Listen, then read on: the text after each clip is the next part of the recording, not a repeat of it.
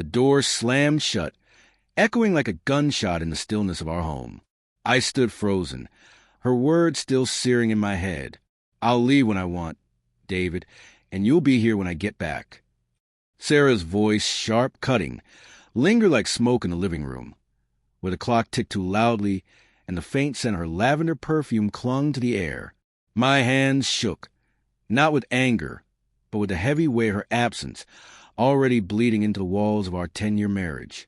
She had done this before, stormed out after an argument, her suitcase wheels shrieking down the driveway while I waited by the door like some loyal dog. But tonight felt different. Her eyes had carried something more than defiance, a shadow of secrecy, as if she had already stepped halfway out of our life.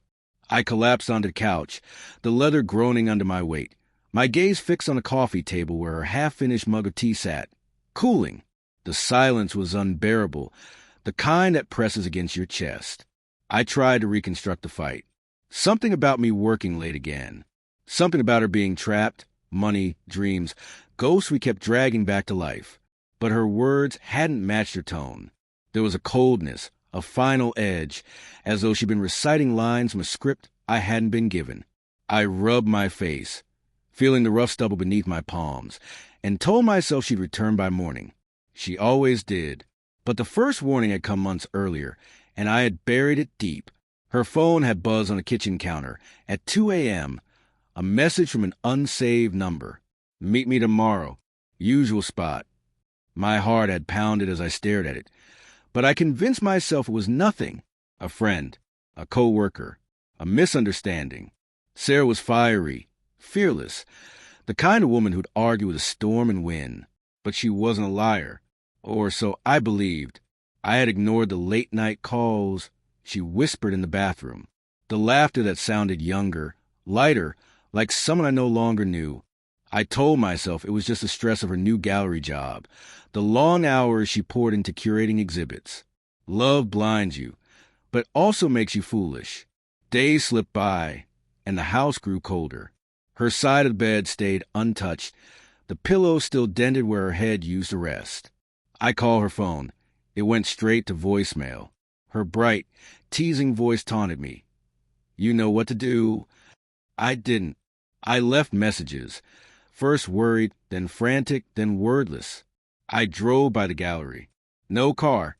I checked the little coffee shop she loved, with its mismatched mugs and barista who knew her order by heart. Nothing. The world tilted, and I was sliding off its edge. On the 5th day, I found it, tucked in the drawer of her nightstand, beneath a dog-eared novel. A folded receipt from a downtown hotel. The date was last month, a weekend she told me she was visiting her sister in Portland. My stomach lurched as I scanned the charges. 2 glasses of wine, a late checkout, one night stay. I sat on the bed, the paper trembling in my hand, struggling to rationalize it. A work trip, a mistake.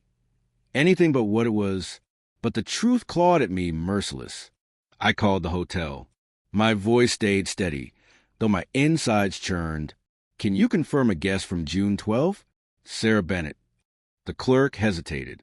"No record of Sarah Bennett, sir. But we do have a Sarah Carter." Carter, her maiden name, a name she hadn't used in years. The pieces crashed together like shards of glass. The late nights, the locked phone, the missing wedding ring she claimed was too loose.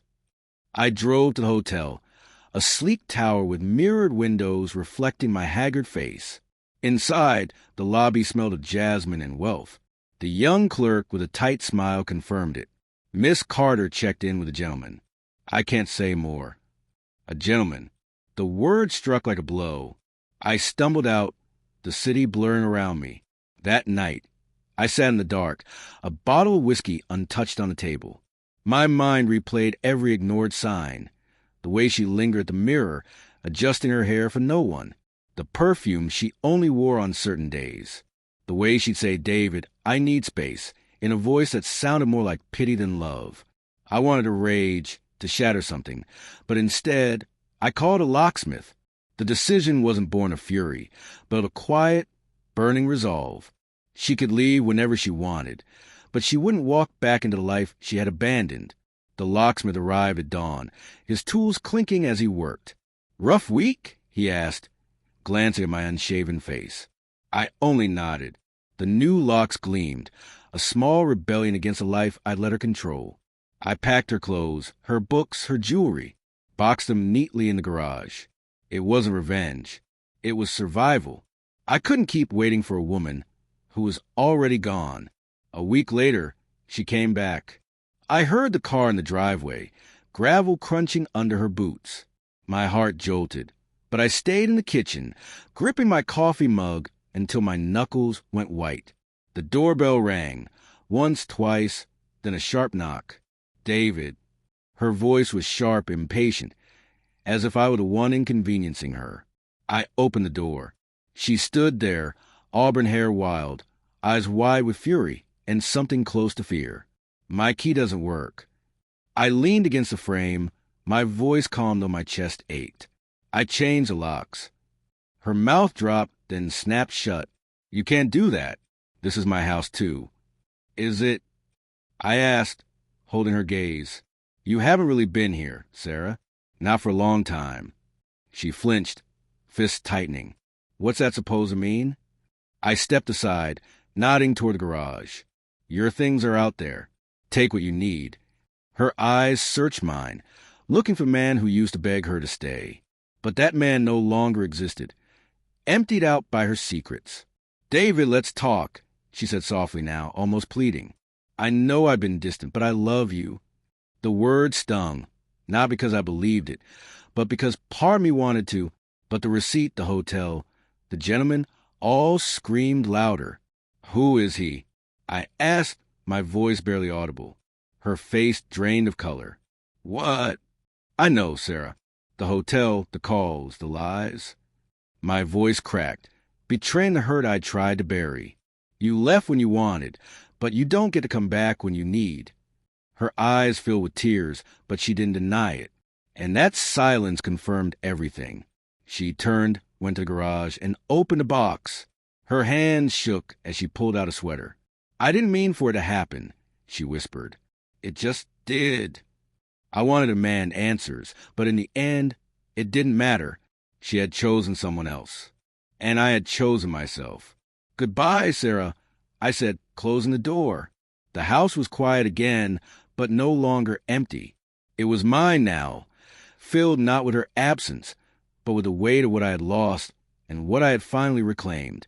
She left when she wanted, but when she needed to return, there was nothing left for her.